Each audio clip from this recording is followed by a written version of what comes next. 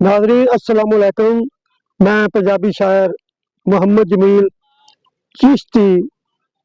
तुहाडे नाल मुखातब हाँ। अज मैं अपने वालिद साहब की कबर के उत्ते मज़ार के उत्ते बाबा जी सूफी नवाबुद्दीन चिश्ती साहब के मज़ार के उत्ते मैं हाज़र होया। एक मैं नज़म पेश कर रहा 24 दसंबर बरोज़ मंगल नूं मेरे चाचा जी का चिलम सी। चाचा जी मराजदीन कादरी साहब का दिहाड़ी दे विच उन्हां दे चिलम उत्ते नज़म पढ़ी गई जी वो मैं अपने वालिद साहब के सराहने अल खलो के मैं पेश कर रहा। नज़म का अनवान है यादां चाचा जी मराजदीन चिश्ती कादरी साहब दी। करा बाबे मराज दी सिफत की मैं आशिक नबी दा आला इंसान बाबा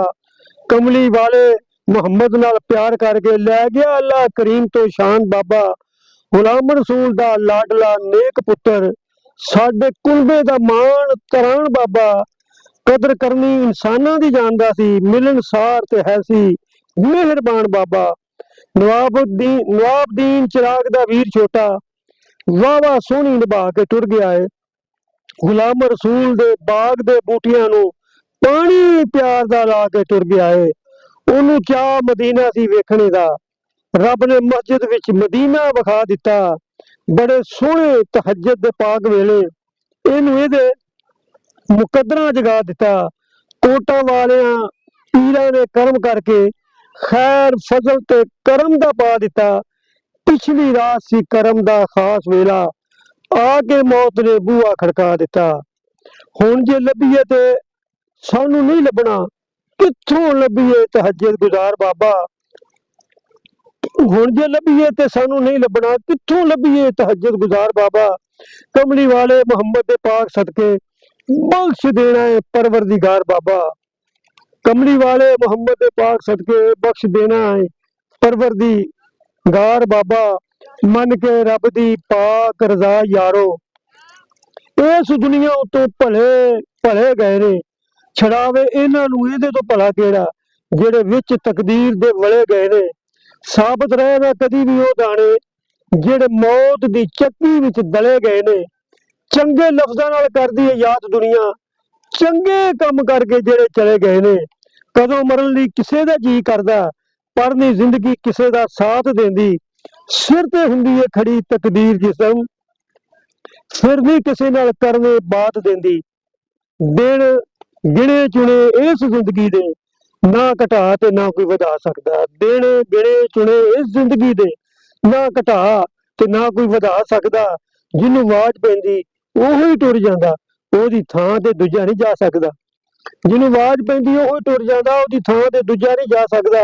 वापस आ जांदे कैदी कैद कट के जिन्नू मौत लै जे ओ नहीं आ सकदा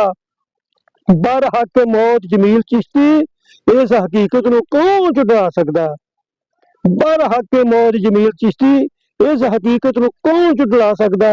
धीआं भैणां दा रखदा सी ख्याल बाबा करदा प्यार सी वड्डियां छोटियां नाल ला के रखी सी आल औलाद सीने गूढ़ा प्यार सी दोतियां पोतियां नाल डोलन दिता नहीं पुत्तां भतीजियां नूं रखी बाप बन के सिर ते छां ओने डोलन दिता नहीं पुत्तां भतीजियां नूं रखी बाप बन के सिर ते छां ओने लज लज पाल के रखी बरादरी दी शिमला बाप दा रखिया उतां ओने लज पाल के रखी बरादरी दी शिमला बाप दा रखिया उतां ओने दरवेश सिफत इंसान बराज बाबा रहंदी दुनिया तक रखेगी याद दुनिया दरवेश सिफत इंसान महाराज बाबा रहंदी दुनिया तक रखेगी याद दुनिया अपने प्यार करदार दे नाल सदके करके टुर गया है वेखो आबाद दुनिया ओनू मस्जिद दे विच महाराज होगी ओदा रब ने बख्त बुलंद कीता चुकिया रहा जो सदा हजूर रब दे ओदे अमल नू रब ने पसंद कीता तेरे बूहे ते अज महाराज बाबा